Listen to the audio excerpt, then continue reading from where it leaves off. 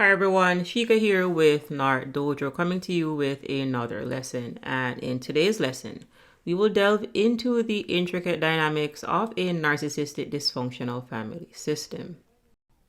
In these families, roles are assigned and each member plays a part in maintaining the dysfunctional equilibrium. Conversely, in a healthy family system, there is an atmosphere of love, respect, and support. Communication is open and honest, allowing family members to express their thoughts and feelings freely.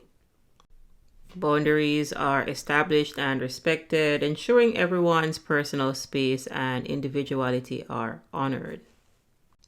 Additionally, family roles are flexible, allowing members to explore their interests and pursue their passions without being confined to specific expectations. Conflict resolution is constructive, focusing on understanding and compromise rather than blame and criticism. Emotional and financial support is provided, fostering a sense of security and stability within the family.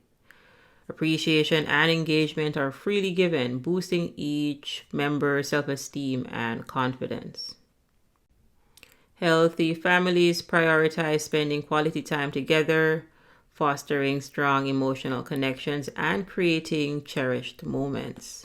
They adapt to changes, supporting each other through challenges and celebrating achievements together. Overall, a healthy family system provides a nurturing environment where every member can thrive and grow into their best selves. A narcissistic family is not a healthy family system. So let's go ahead and start by understanding the key roles in a narcissistic dysfunctional family system. At the heart of these families is the narcissistic parent. This individual craves constant admiration and validation, often manipulating others to meet their needs. They can be charming, but also highly controlling and critical.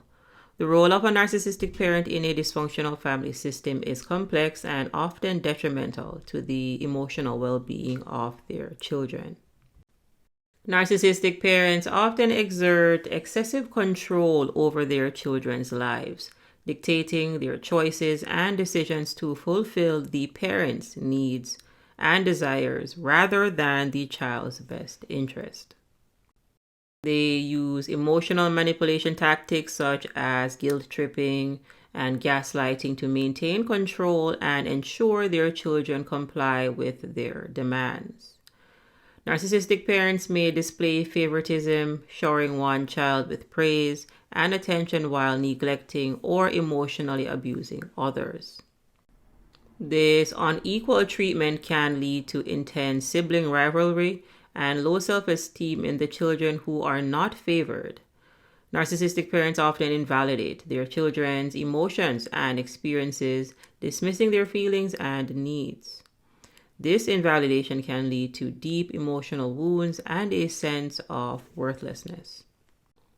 Additionally, they project their own insecurities and failures onto their children, blaming them for problems that are the result of the parents' actions or choices.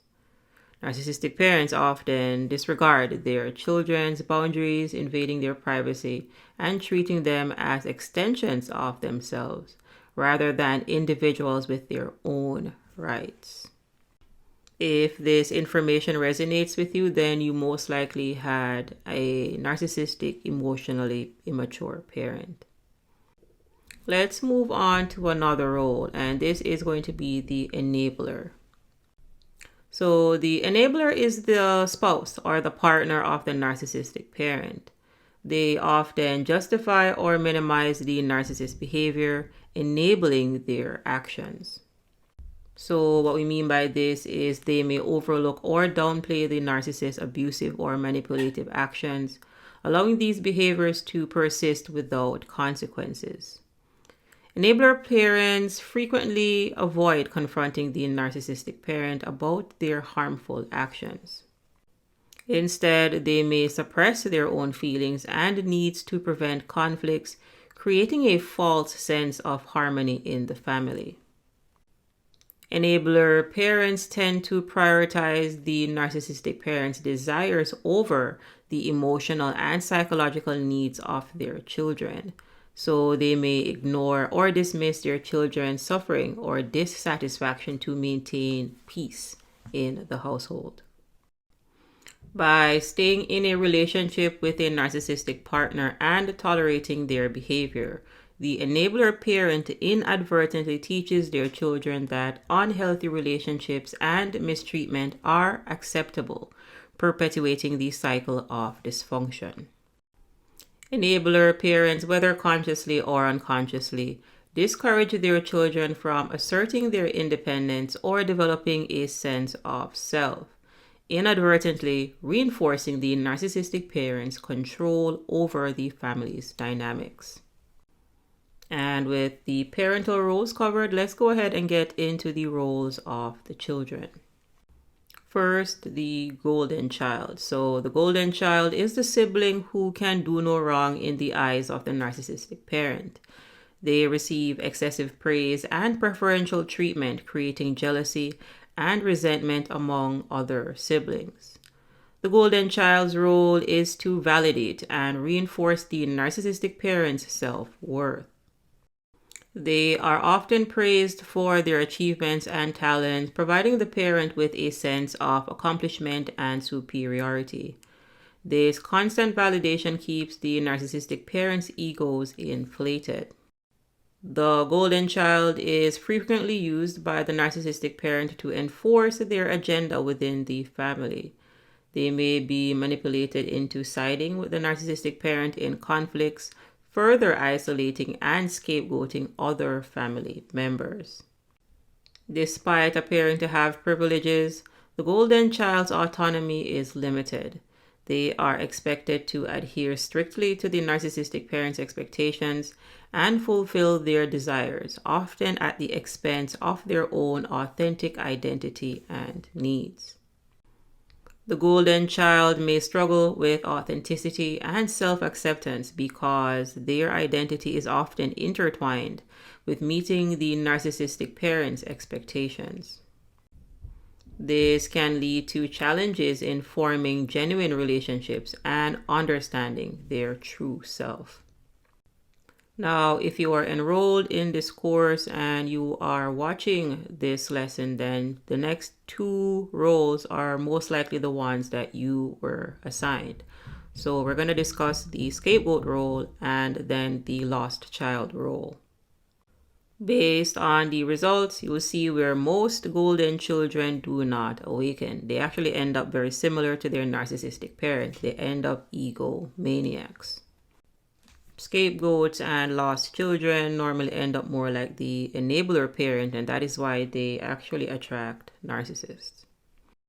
If you are one of the few golden children that actually awaken, then welcome. Your path to rediscovering yourself is pretty much the same like the other roles in this dysfunctional family dynamic. So let's go ahead and discuss the scapegoat. So the scapegoat is a stark contrast to the golden child.